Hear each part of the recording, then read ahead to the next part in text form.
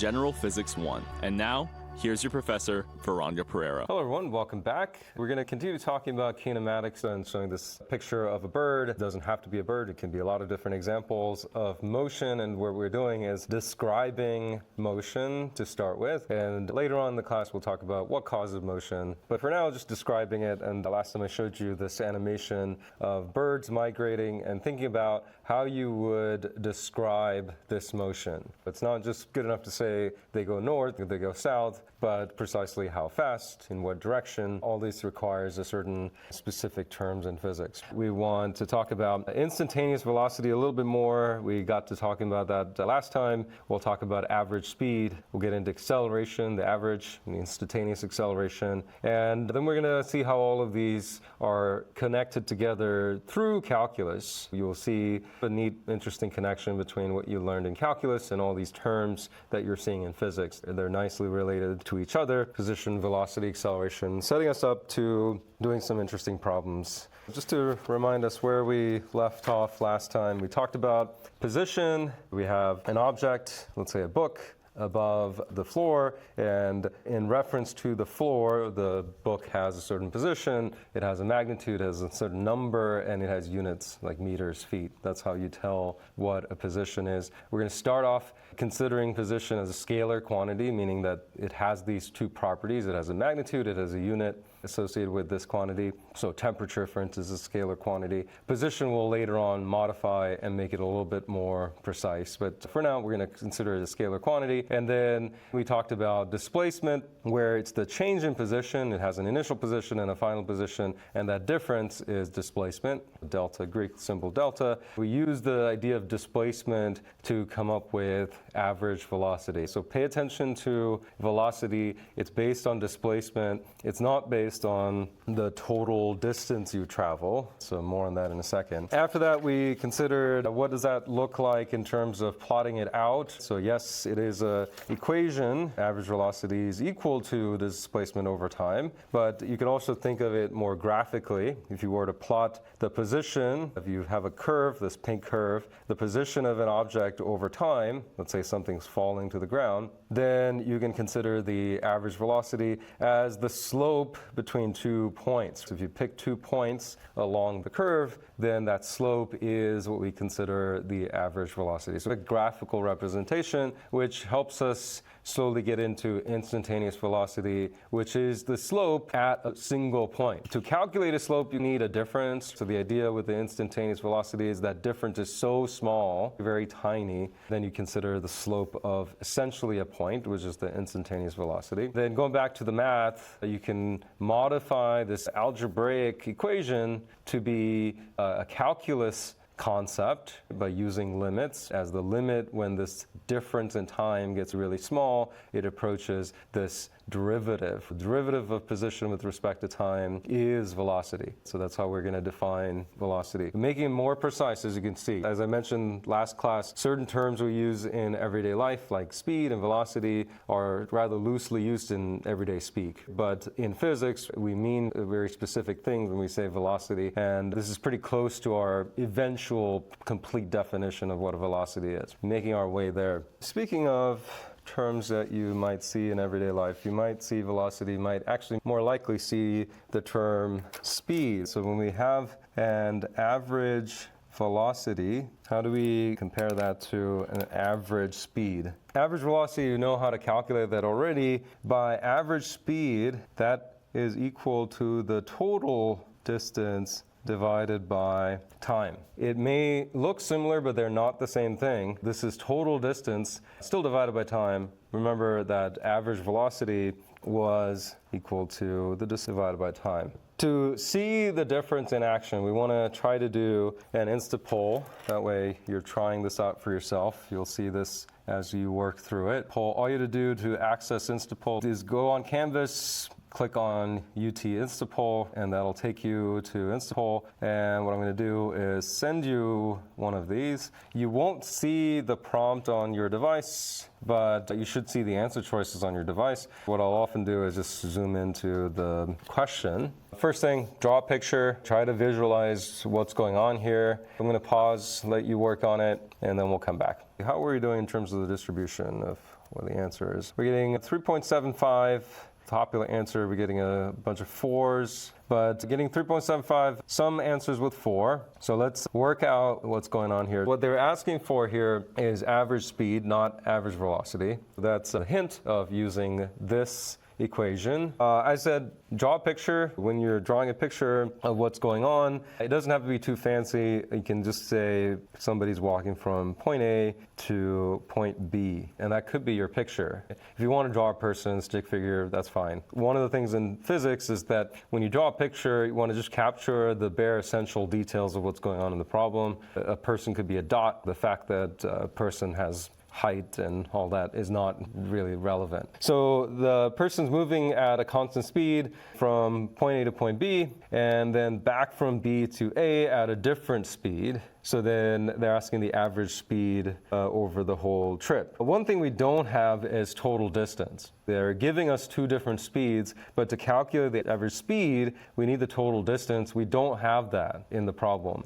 So to solve this, one of the things you can do is to give it a number. It could be a variable too, but if you're used to numbers, that's helpful. Think of a number. 10 is fine. It's a nice number. It's a round number. It doesn't violate anything in the problem. No one said it couldn't be 10. It could be 100. It could be 200. The point is it has some distance between A and B. The total distance, how do we find total distance? We can say it goes from point A to point B and back again, so the total distance is going to be 20 meters. So if we say the average speed, S for speed, and then average, we're going to use the bar for average, is the total distance divided by time. And the total distance, because of the 10 meters, is 20 meters. Again, that number is irrelevant. You can pick 15 if you want. Now, the time, again, we don't know what time is, but we know going from point A to point B is some amount of time. Let's use a placeholder here. There's some amount of time, plus there's another time going from B to A. So there's another amount of time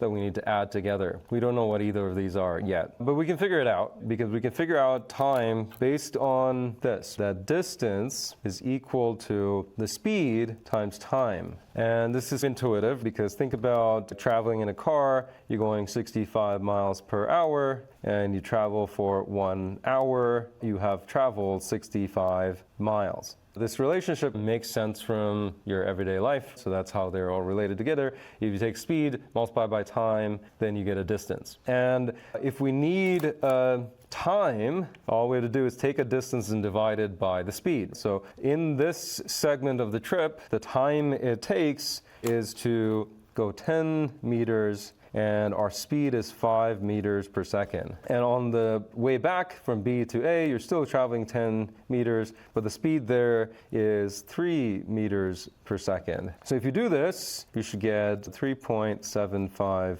meters per second. It isn't 4, because be careful, just because it says an average doesn't mean you take the 2 speeds and just average them like numbers. So 5 plus 3 and divide by 2 will give you 4, but you want to be careful because you're not just finding an average of a bunch of numbers. This is a very specific thing it's asking for. It's the average speed. That's average speed. We'll send you to part B here. Same question, but they're asking for a different term. Let's see if you can do this really quickly. Same setup, A to B, same speeds, but here, what is the average velocity over the entire trip? So let's pause for a minute, have you work on it, and come back. While we wait, there's a question about can you do this using a variable instead of picking a number? And the answer is yes. Instead of 10, pick your favorite letter, X. Okay, X. Instead of 10, this could be X. Then instead of 20 meters here, what you can have is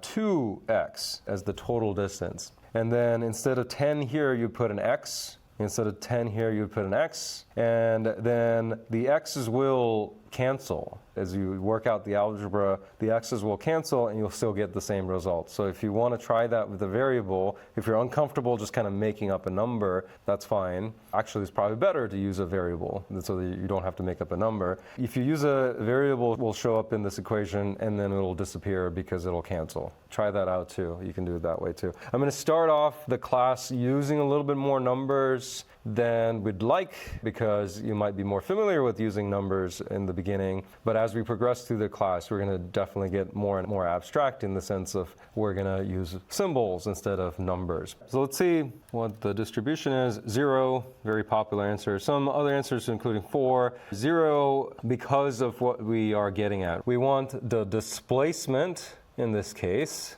If we're calculating average velocity, we want displacement. We saw from last time that we defined displacement as the difference between two positions. So remember, our definition of displacement is final minus initial. So what happens if both final minus initial are the same point? What's displacement? Yeah, 0. Yeah, that's the thing about average velocity. It might seem a little strange, but if you start at your apartment, your house, where you live, you go get a coffee, come back to where you live, your average velocity will be 0. You want to think about that, be careful about that, but your average speed won't be 0 because you traveled this total distance and you divide it by time. So these two quantities are different. They're addressing different things. So velocity is based on displacement, and this kind of the average speed is determined by total distance. So you want to be careful. As you can see, we're being very picky with these terms, and that's intentional because we want to be very precise. When we say velocity, we mean a very specific thing. We don't just mean a synonym for speed. What we're going to do is to practice a little bit with your derivatives. So a couple of you are asking about your calculus that you need. We need a little bit of calculus, so we want to practice that. Remember, our definition of instantaneous velocity was the derivative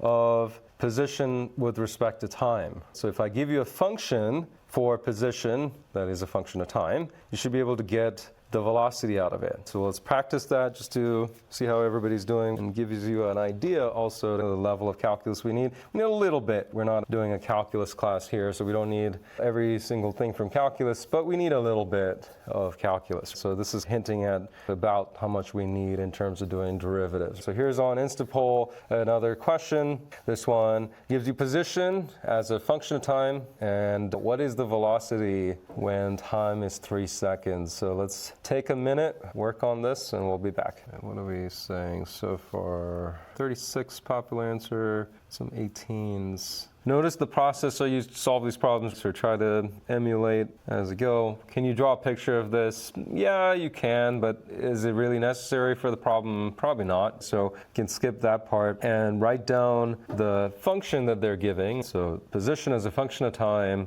6 times t to the second power, so t squared. What we need is a velocity. So how do we get a velocity? We have to do a derivative. So to get the velocity as a function of time, what we have to do is take this function and take a derivative of it. When you see something like this, if you remind yourself about your calculus, what's the operation to do here? What do you multiply? What do you divide to get the derivative? What terms do you have to multiply?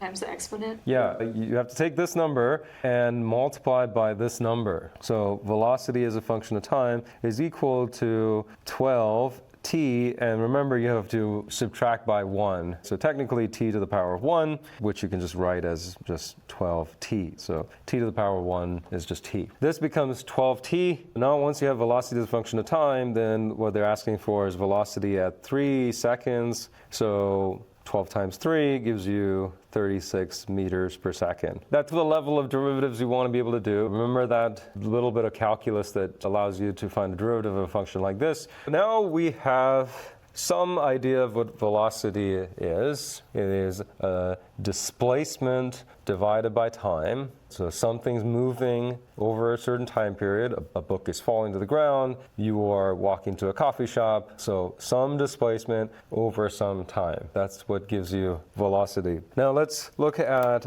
the next term that we need is the average acceleration. And why we need acceleration is because you know from everyday experience, you're not always traveling at the same rate. So if you're walking, sometimes we walk a little bit faster, sometimes we walk a little bit slower. If you're in a car, you go faster, slower. Any kind of movement that you're used to, you're not usually traveling all the time at only a certain value, a certain rate. Things change. So you go from a stop to moving, or you're moving, you go to a stop. So things are changing, and we want to be able to account for a change in velocity. So acceleration, starting off just like we did with velocity, we're starting with average acceleration, a bar, is equal to the change in velocity divided by the change in time. We need this for cases where velocity is changing, and that's many different examples are like that. So change in velocity, final velocity minus the initial velocity divided by the final time minus the initial time. So that's the definition of what an average acceleration is. Always we want to be checking units as we go. So we have velocity, which is in meters per second, divided by the time is in seconds. So we have meters per second divided by seconds. Another way to write this is meters per second squared. So acceleration has a little odd looking units. They make sense when you look at the definition. There's a change in velocity divided by time. So that's why you get meters per second squared. A little odd, but kind of makes sense. So just like we did with the velocity, let's take this equation and look at what it looks like in a graphical form. So unlike before where we plotted position as a function of time, what we're going to do is plot velocity as a function of time. And you might have some curve like this. And when we draw something like this, think about what this means. So at time 0, velocity is 0. And as time progresses, the velocity is getting larger and larger and larger. So maybe think about a car. You're in a car, you hit the gas pedal, you go faster and faster. You can be in a bicycle, you're starting from rest, and then you're pedaling harder and harder, you're going faster and faster over time. So when you see a plot like this, don't just kind of look at it as some mathematical thing. Try to think about a practical, everyday example that represents something like this. Let's try to apply this definition to what we mean. We have a final and initial velocity. Just like I said before, when we say initial, when we mean final, we mean 2 points in time. So some point compared to another point. It doesn't mean the very beginning and the very end. It could, but it's a little bit more open than just the very, very beginning point and the very, very end point. So we can take 2 points along the way, consider an initial and a final, and think about applying this equation to these 2 points. So we have an initial time, a final time, we have an initial velocity, and we have a final velocity. When we are looking at this equation, just like last time, when we have this plot, this blue line of velocity as a function of time, acceleration is what mathematical idea of this curve? Yeah, it's a slope. So rise over run, just like before. This is getting at a slope because there's a rise in velocity over the run, which is time. So when we're doing this, what we're saying is, oh, what's the slope? So this blue line, for instance, it could be velocity as a function of time is some linear relationship, let's say 5t. So then we say, okay, we want to take a derivative of it because we know that the slope is getting at the idea of a derivative. So acceleration as a function of time, if we take a derivative of this, we get 5. And that's the slope of this line. That's how you connect derivatives with kind of a graphical representation. So when you have a certain function, when you take a derivative, what you're really getting at is the slope of that line. In this case, the acceleration is constant. It's just 5. Every single point along this curve is just 5. No matter where you are along this line, the slope of the line is just 5. But it doesn't always have to be that way. So you can have velocity as a function of time. And let's say instead of a line, you have this curve like this. Again, think about a case where this is your velocity as a function of time. It starts off at 0, and it gets faster and faster as you go in time. It's not increasing at a constant rate. It's increasing at a changing rate. It's getting faster over time. So in that case, you can still apply this notion of an average acceleration. You pick 2 points, and you go across, and you find out what those 2 points represent in terms of velocity and time, initial time, final time, initial velocity, final velocity. And then you can find, using this expression, a slope of that line. Let's use a different color here. So if I did this, I found the final initial velocities and final initial times, and I put those numbers in, what I'm doing is finding that slope. Between these 2 points, I'm finding the slope of that by doing this expression. And so the algebraic way of going about acceleration is always going to give you this average acceleration between 2 points. You want the instantaneous value, then what you have to do is do a derivative, because then what you're doing is saying, okay, if I decrease this time interval down to essentially 0, what is the slope at that point? Notice that this curve really doesn't do a good job in representing the slope all across this line. If this is your function, then this slope is fine for certain points. Maybe that point right there is representing this slope, but the slope down here isn't this light blue line. It's a different value. So as you go along this function, the slope is changing. So the instantaneous value is changing. So the average, as we talked about before, average kind of washes out some of that detail. So if you want a more precise instantaneous value for acceleration, you need to consider a derivative. So instantaneous, always forget to put enough t's in there. Instantaneous acceleration, a is equal to the derivative of velocity with respect to time. Another way to say that is dv dt. As we saw before, you can write this as v prime of t or v dot of t. So different calculus textbooks, different instructors will use a different notation. So if you've seen it this way or this way, they're all the same. If velocity, you take a derivative with respect to time, you get acceleration. And we know from before that velocity itself was a derivative of something else. Then what that means is acceleration can be written as the second derivative of position with respect to time. Because the first derivative of position with respect to time is velocity, and if you take another derivative, you get acceleration. So what's cool about all of this is that if you have a position and you want to know velocity, you want to know acceleration, all you have to do is take derivatives. So going from position to velocity means take a derivative. Going from velocity to acceleration means take another derivative.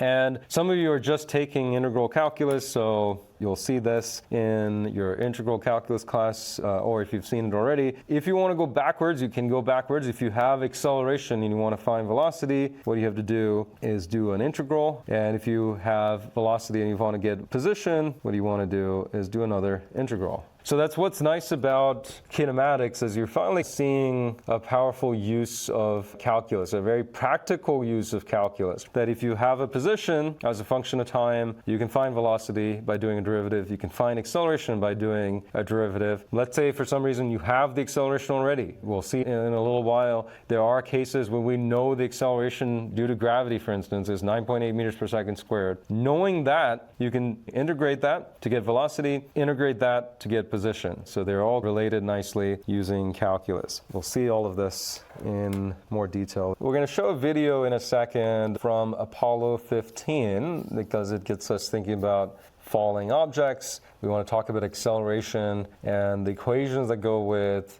a certain set of problems that are associated with constant acceleration. So let's take a look at this video, and once you watch it, we'll come back and we'll talk more about it. Jim, we copied both solar wind and penetrometer drum in the ETB.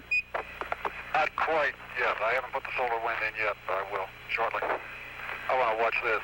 A good picture there. I've got Beautiful picture, Dave. in my left hand I have a feather. In my right hand a hammer. And I guess one of the reasons we got here today was because of a gentleman named Galileo a long time ago who made a rather significant discovery about falling objects in gravity fields. And we thought that where would be a better place to confirm his findings than on the moon. And so we thought we'd try it here for you. The feather happens to be appropriately a falcon feather for our falcon. And I'll drop the two of them here and hopefully they'll hit the ground at the same time. How about that? Which proves that Mr. Galileo was correct in his findings. Superb. A lot of you might have seen this idea from maybe your previous physics class that things that fall, let's say on Earth, are going to fall at the same rate. Now, if you do this with a feather and a hammer on Earth, this is not going to work out exactly right on the moon. Why not? What do you think? Maybe you've done it already. If you've dropped two things. If you drop a piece of paper and a hammer, something heavy, what generally seems to happen? If you redid this experiment on Earth, you grabbed a feather and a hammer and you actually dropped these two objects, what would you see happen? Would they fall at the same time? Which would fall first? To wait. Yeah, the hammer would come down first. So it took a long time to get through this idea. It's not obvious by doing experiments on Earth that even though two objects have two different masses, they fall at the same rate is hard to understand if you were not knowing what's going on here. One of the things that's happening is that there is gravity. The other thing that's happening is there's air resistance. So when there are two factors, we have to account for both factors. So on Earth, there's air, hopefully, where you are. So as you drop something, the feather is going to be affected by the air, so it's going to slow it down more than, let's say, the hammer. It's also being affected by the air, but not so much. But on the moon, there is no air to worry about, so there's no air resistance that you need to consider. So when you drop something on the moon, they fall how they would if it was just gravity involved. So purely just a gravitational problem. This leads us to a set of problems on free fall, meaning that you have constant acceleration. We're going to temporarily ignore air resistance. We'll come back to that later. And if we consider just thinking about gravity affecting objects, how do they fall? They fall at a constant acceleration. There's a lot of problems that get solved by using a set of kinematic equations. There are 4 of them that are very handy. I'm going to show you how they're related so you see where they come from. They just don't pop out of nowhere. Let's say that we want to come up with these equations ourselves, and I'll show you that you can come up with them yourself. Let's say we want an equation that relates and velocity. We're curious how these two terms are connected together, and we want to come up with an equation, and we just don't want to just take somebody's word for it. You can do that by going to the definition of what velocity is, specifically average velocity. We said final position minus the initial position divided by the final time minus the initial time. Just for simplicity in terms of the notation, I'm going to say that the final position, I'm just going to call x instead of xf, just to clean things up a little bit, make things tidy. And that difference in time, tf minus t naught, I'm just going to call t. So we're going to treat t as a duration, not a single point in time. And that makes this look like this. It's the same thing. These two are the exact same thing, just to make the notation a little bit clearer. Now, we can solve for the final position. So just taking this equation right here and then moving some terms around, we can come up with an equation that relates position and velocity together. So if you know a certain average velocity, you know the time, multiply those two together, take the initial position, add everything together, you're going to get the final position. So when you see this equation, realize where it's coming from. It's coming strictly from the definition of what velocity is. That's one way to do it. We can get an equation that relates position and velocity this way. Notice that we're stuck with this average velocity here. Because why? We started with the average velocity. We started with an algebraic equation. So we can't talk about an instantaneous velocity. We don't have calculus involved. When we are only dealing with algebra, we can talk about averages, and that's as far as we can go. But you might say, I don't want to talk about averages. I want to actually talk about instantaneous velocities. Okay, fine. Let's go back to a definition and come up with a similar equation, almost exactly the same. What we'll do is, instead of starting off with the average velocity, we'll start with the definition of instantaneous velocity, which is the derivative of position with respect to time. I'm going to move the terms around a little. I'm going to say dx is equal to v dt. Remember, the dx is not d times x. It goes together. That's a single term, dx, and dt, that's one unit of things. So don't separate it. It doesn't mean d times t. When we have this, dx is equal to v times dt. Many of you probably know, but if you're just learning integral calculus, that's okay. So what we're doing is integrating both sides here. When we have a dx, we integrate to find x. When we have a dt, we integrate to find t. When we integrate, what we're going to say is that we're going to assume that velocity is constant instantaneously. At that instant, velocity is constant, which allows us to pull it out of the integral. So then what this becomes is an integral of dx is equal to v integral of dt. And the integral of dx becomes x, and the integral of dt becomes t. And we also have a constant. When you integrate an indefinite integral, you probably remember from calculus that you have a constant. You have to add plus c somewhere. And instead of calling it c, we can just call it x naught. It doesn't matter what you call it. Then what that leads us to is having an equation that says x is equal to x naught plus vt. So these two look almost exactly the same, almost. This one is using an average velocity. This one is an instantaneous velocity. Why is that? This came from algebra, so that's kind of expected. This came from calculus. If they're the same, there could be a case where the average and the instantaneous are the same, then you can use whichever, doesn't matter. But just be careful when you're using something like that, what this represents is an instantaneous velocity. In the case where velocity is not constant, then you want to be careful using this equation. That's one kinematic equation. There are four, as I mentioned. A way to get another one, let's say we want an equation that relates velocity and acceleration. We have an equation now that relates position and velocity. Now let's come up with an equation that relates velocity and acceleration together. Starting with our definition, acceleration is the derivative of velocity with respect to time. Move the terms a little. dv is equal to a dt. So moving the terms around a little. Again, we're going to integrate both sides. Again, we're going to assume that the acceleration is constant to do this. When we integrate, just like before, you're going to get v is equal to v naught plus at. Another equation that's useful. And you can play this game with calculus 2 more times to get 2 more equations. I'm not going to go through the whole process. If you're interested, it's in the textbook how you get these. But you can get 2 more equations playing a few games of calculus here. One that's very handy, that becomes very useful, is position is equal to the initial position plus the initial velocity times time plus 1/2 8 squared.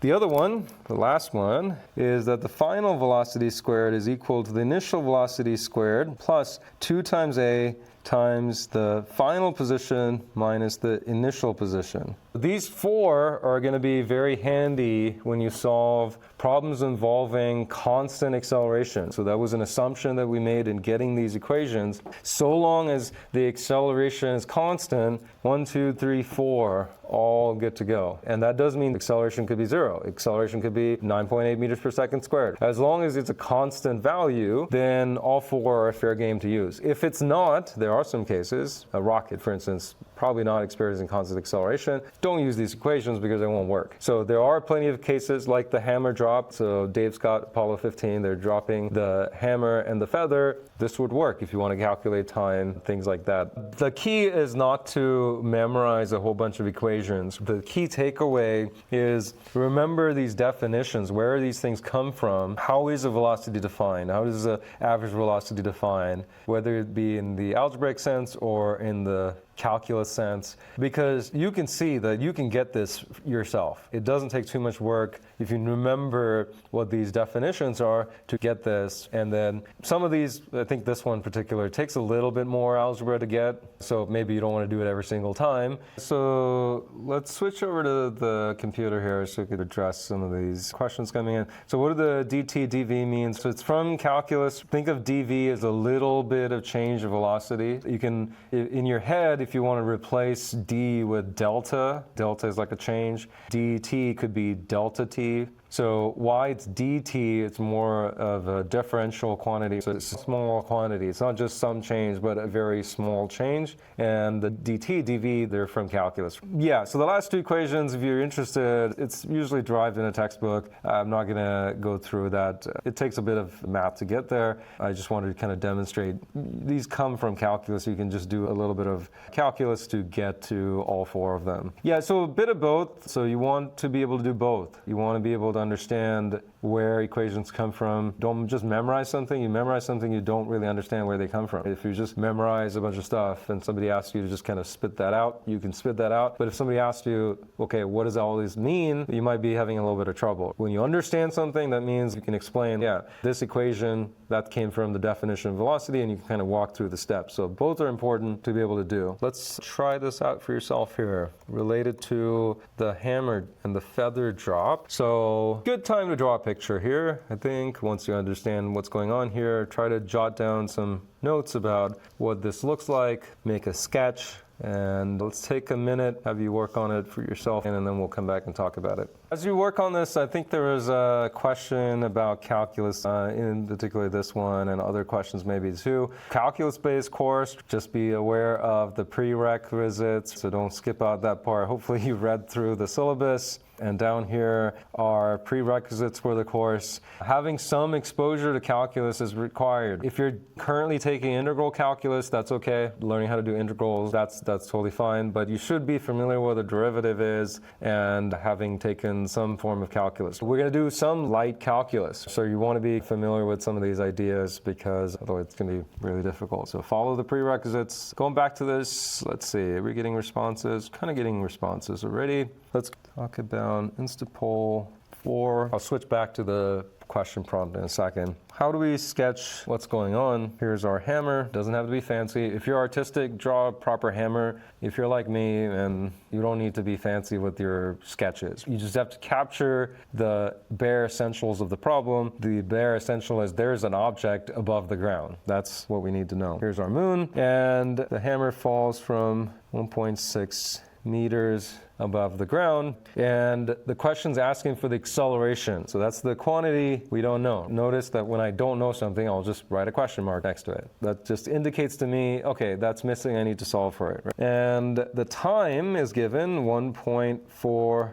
seconds. So as I'm reading a question, this is what I'm doing. On the side, on my notes, I'm jotting down the main ideas. There's a lot of text in a problem. Not every single one is necessary after reading through it once, but there are certain key pieces of information you need to write down yourself. So make sure you're doing this step. Don't skip this step. This is really important. Once you do that, what you have to do is think about, okay, I know this is a kinematics problem because there's a constant acceleration when something's falling, as I mentioned. Later in the class, we'll show that why that has to be the case when we talk about gravity as a force. We'll see that the acceleration has to be constant. But right now, let's take it as something you can measure yourself, and we'll take it as a given for now. So the acceleration is constant. We know this is a kinematics problem involving free fall. We have 4 equations that we can use, so we want to figure out which one to use. Before we apply equations, notice that as this falls, we want to capture the direction. How is this falling? We want to think about which way is up, which way is down. So what we can do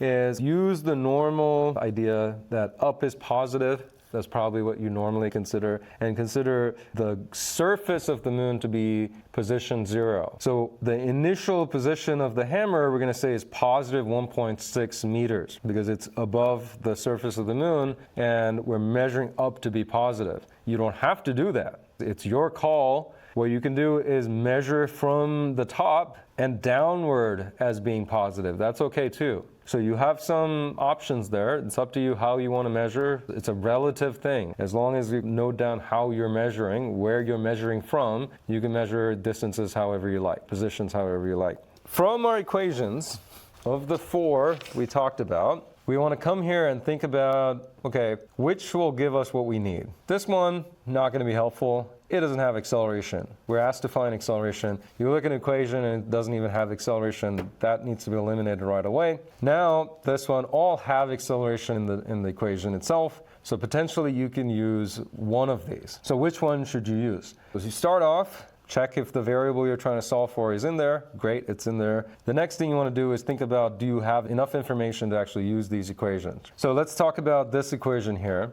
Final velocity, initial velocity. Coming over here to our problem, do we know any of those things? We know 1 maybe. We know time, certainly. So this equation, notice, is odd because it doesn't even have time. So the initial position, we know where the hammer was. The final position, we know where the hammer ended up. A, we can solve for. The initial velocity, final velocity, do we know either of those two things? Yeah, initial, because we can assume that he didn't just throw the hammer, he just let it go, so the initial velocity could have been 0, approximately 0. That's okay, but then notice we're stuck with this. We don't have any idea of what the final velocity was. Nobody measured that. That number is not available. So you have 2 unknowns here, so that's not going to help you. If you have an equation and 2 unknowns, that equation is not going to work unless you have another equation to use. Maybe not that one. How about this one? Final position we know, initial position we know, initial velocity we know, time we know. A we don't know, but the other time we also know. That's how you figure out when you have these kinematic equations. There's no magic to it. It's not guesswork. You're just trying to figure out, okay, is it this one, is it this one, is it this one, is it this one? And then going through the 4, there's only 4. There's not 40 different equations to go through. There's only 4. And you'll get faster at recognizing, oh yeah, it's got to be this one. Initially, it might take you a little bit of time, which is totally fine. Everybody starts off that way, including me. It takes you a while to figure out, okay, oh yeah, this is the equation to use here. But as you do more of these problems, you will quickly realize, oh yeah, it's not this, it can't be this, it's got to be this. And it's like a game or a puzzle that you're trying to work through. Don't get discouraged. That's the process. You have to eliminate these based on what are you looking for, what information do you know. Certain things you don't know, so then you can't use that equation. Let's use this equation and see what we get. We have the final position, the initial position, initial velocity times time plus 1/2 at squared. Initial velocity, we assume he didn't throw it. Initial velocity is 0. And we're trying to solve for the acceleration. That's what we're after. Notice before we throw in any numbers, you want to isolate that term. So 1/2 at squared is equal to final minus initial position. Then a is equal to 2 times the final minus initial positions divided by t squared. Notice now I'm ready to throw in numbers. I have an equation that says acceleration is equal to all of this. That's the point where you start plugging in numbers. If you plug in numbers over here, you may make more errors all the way down here. So resist the temptation. A lot of students right here in this first step is going to put in, oh, initial position is 1.6 meters, 0 plus 1. They're already putting things into the calculator at this point. Don't do that. It is to your advantage. I'm trying to help you make fewer errors. We want to be better at problem solving. What you want to do is get to A is equal to a bunch of variables. Now you write them out. So notice how I write it 2 times 0 meters. The final position is on the ground, 0 meters, minus 1.6 meters. I'm always putting numbers and units together. Don't write 0. 0 what? 0 shoes. You want to be 0 meters, unless it's a factor. 2 is a number in itself. This is a factor of 1/2. That doesn't have units. But unless that's the case, if you're talking about an acceleration or time, they have units. Always write down the units. Make it a good habit of writing units. So time is 1.4 seconds squared. Don't forget the squared. And if you do that, you should get minus 1.63 meters per second squared. And let's think about why is it negative, because you should get a negative number. That's fine, that's expected, because up was positive and the hammer accelerates downward, and downward is negative. So I should get a negative number. Now, let's say you didn't like this convention, which is fine. You can disagree on the convention. That's okay. You can say, I don't want to put up as positive. I want to put from here downward as positive. And if you did that, you can still use the same equation. Be careful about which is positive, which is negative. But at the end, you're going to get a positive number, because you defined your convention, your coordinate system, to be downward positive. If downward is positive, then it's accelerating. It accelerates in that direction, then that acceleration should be positive. This coordinate system is going to be a very important idea. When you're starting off with one-dimensional motion, you might think it's no big deal, but with projectile motion, two-dimensional motion, we're talking about other concepts in the class, the coordinate system is very important. When you're doing a problem, always say to yourself, which way is up, positive or negative, which way is down, positive, negative. If you pick positive is upward, that's okay, but downward cannot be positive also for you. If you pick positive as upward, downward is negative for you. If your friend picks downward as positive, then up has to be negative for them. You just have to be consistent in whatever you pick. As long as you're consistent, you're fine. So in my setup where up was positive, I get a negative number for acceleration. Now, this is pretty cool. For one thing, you can watch this video and figure out what the acceleration due to gravity on the moon is just by watching the video. And where I got this number is I just picked Dave Scott's height. So I just estimated, it kind of drops it from shoulder length or something like that. I looked up how tall Dave Scott was and I estimated, probably dropped it from about 1.6 meters. And that you can get from the video. You can watch the time on the video from the letting go point to when it hit the ground. You can get the estimate of the time. And just by that, you can figure out what the acceleration due to gravity on the moon's surface is. And you might know on Earth, it's about 9.8 meters per second squared. So the moon's value is about 1/6 of the Earth's value. On the Instapol, because this value can either be positive or negative, all I'm looking for is the magnitude. So 1.63 meters per second squared, the answers are not positive or negative, intentionally because you might have picked a different coordinate system, so you get a positive number. So I'm just looking for the magnitude for this particular Instapol. If you get stuck somewhere, ask questions. Struggle's good. Don't feel like if you're struggling with a question, that's a bad thing. You do want to struggle with them, try to understand it, and the more you work those things out for yourself, the better you'll be at it.